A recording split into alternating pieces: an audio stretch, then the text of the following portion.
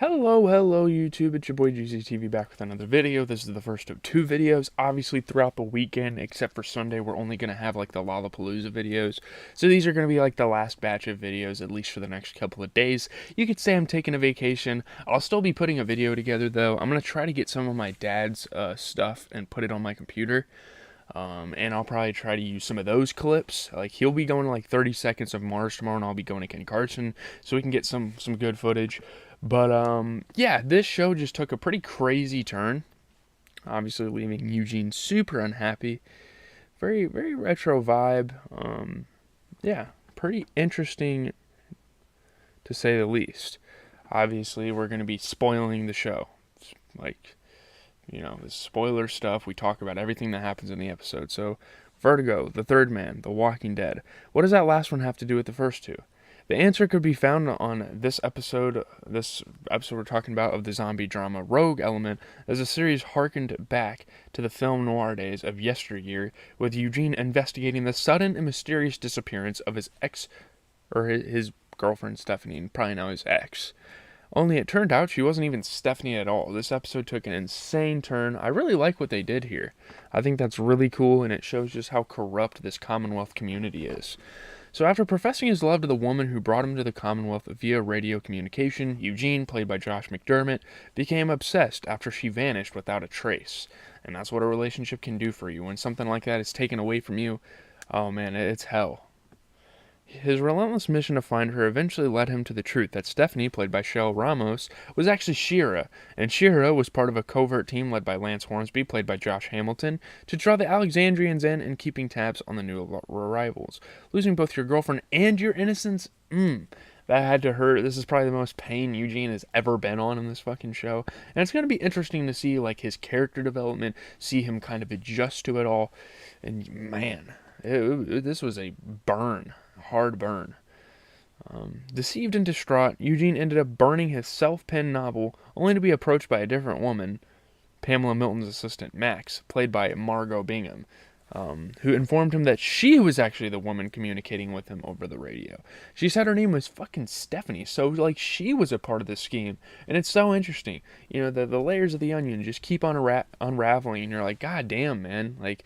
Can it get any worse for Eugene? Like the woman who he loved her voice, who he loved their social interactions.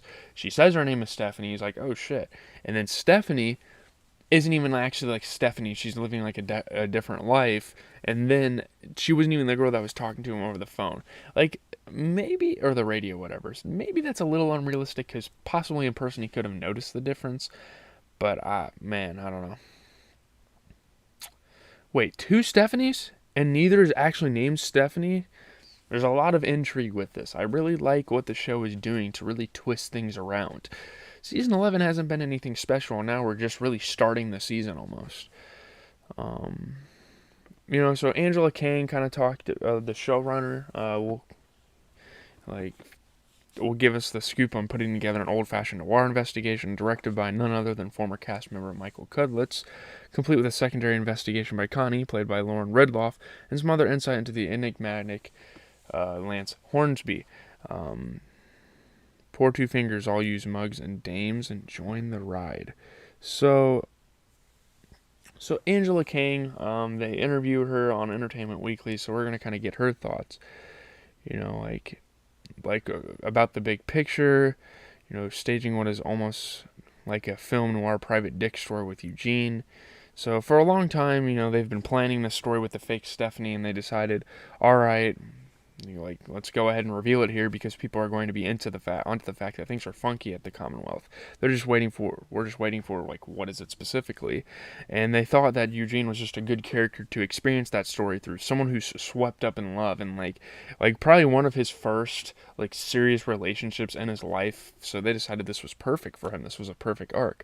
And they talked a lot about classic noir films and Hitchcock and The Third Man, all of those kinds of influences. And they thought it'd be fun to do something that feels like a neo-noir story that's dropped in the middle of this sleepy community on the face of it. And so they had a lot of fun talking about it. How do you do a story that feels like a throwback to the Vertigo or whatever, while making it very specific to their apocalypse? Michael Cudlitz directed this episode. as you can see in the credits, and he really took to the idea, and he actually even pitched it further than they had it on the page.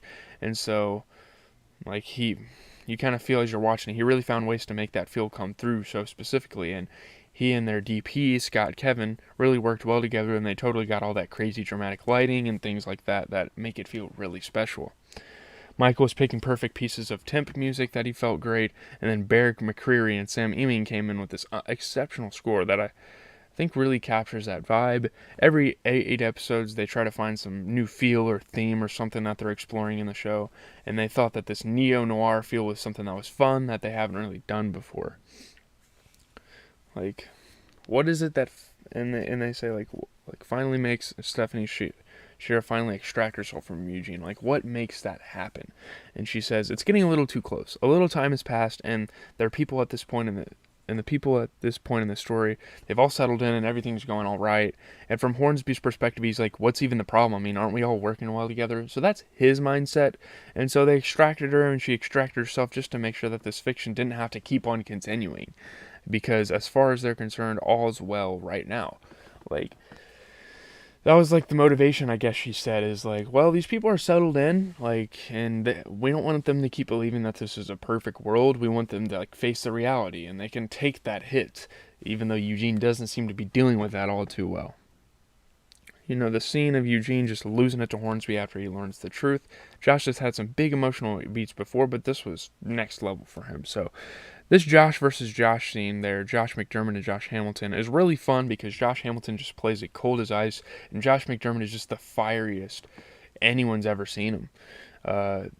They left that to him and Cudlitz to figure out how big to tone it, and I like how he played it. I mean, it's like even hotter than you'd think he'd react. But it was really cool to see him just lose his shit like that in anger, because I think that Eugene, if anything, he can go to tears and he can go to fear, but we really haven't seen him in that kind of rage before. Eugene's not the type of character that gets like pissed off at something. And I think for someone like his character who just felt, for once, love is going my way, for once I feel accepted and like I belong, and I found someone who unconditionally loves me and gets me, to have that ripped away and exposed, it's part of his deepest fears that he was maybe being catfished, basically. And it all turned out to be true. I mean, it's his nightmare. I think a lot of times in the show, horror is sometimes zombies, and sometimes horror is what is your worst nightmare psychologically. And for him, it's that feeling of no one will ever love me. And so it's happening. It's unfolding right in front of his eyes, and it's devastating for him. And to feel like it's not only just that she didn't love me, that there was a scheme behind it, I think it's infuriating for him, and he just has to unleash on this guy. So that was really cool to, like, see him do that on the show. I mean, if anyone could appreciate a good ruse or lie, it's Eugene. I mean, that's the thing, too, is I think that with Eugene, he was a liar, and to be faced with a lie that is something times the horror is looking into a mirror, like some sort of a distorted mirror. And I think all of that's crashing down on this poor guy. The cliffhanger at the end where the real person he was chatting with on the radio shows up. They talked about a lot about when does she emerge into the story, and they landed is they want to feel that off of the heels of this reveal, they're learning that there's more to the story than even he thought 30 seconds ago. And so that's going to open up an entirely new chapter for the characters in the story, but we're going to learn a little bit more about what else has been passing in the background and what that means going forward. Will we ever get to read Eugene's novel? That would be cool. We also have this other investigation going on as Connie is trying to uncover the truth of what is happening with Tyler Davis, played by Cameron Roberts. The mysterious note slipped under the door with the names of pretty much the entire Walking Dead crew. Well, what's that about? That's like a cool little Easter egg. So yeah, she gets this list of names, and that becomes just another piece of the story that is a puzzle to what's going on at the Commonwealth. And Connie, as our intrepid reporter who has this gut instinct that there's something more to this Tyler Davis situation, and is going to just lead our people down some paths as the story unfolds. The Hornsby situation, he's got this thing with the poppies and Moto, played by William Mark McCulloch.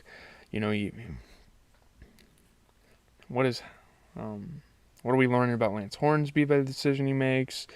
When he gets information from Carol, and he listens to Carol, he trusts her. He thinks she's smart. Maybe that's all real and he's not purely some kind of maniacal evil puppet master. I think with people who are complicated villains on the show, people who are manipulating, there are points of humanity too. And so I think Hornsby is capable of a lot of things, and not all of them are good and not all of them are bad. So I think that's the balance that, the show's kind of finding out. His decision to get Moto arrested was super interesting. So he has a line where he tells Carol he proved himself to the Milton family a long time ago. I mean, without getting too much into spoiler stuff like that, they said they think that there's just some aspect to his backstory that's relevant to the dynamic that he has with Pamela, played by Layla Robbins. So we will start to learn little bits and pieces of that as we go, like how he proved himself to the family. Him saying that's probably one of the more interesting moments of the episode, because damn, how did he do? Did he do something crazy? I don't know. He doesn't seem like a crazy guy that would go out of his way to do shit. But yeah, that's it, guys. Leave a like, comment, subscribe. Shout out to the showrunner, Angela Kang, for talking to Entertainment Weekly.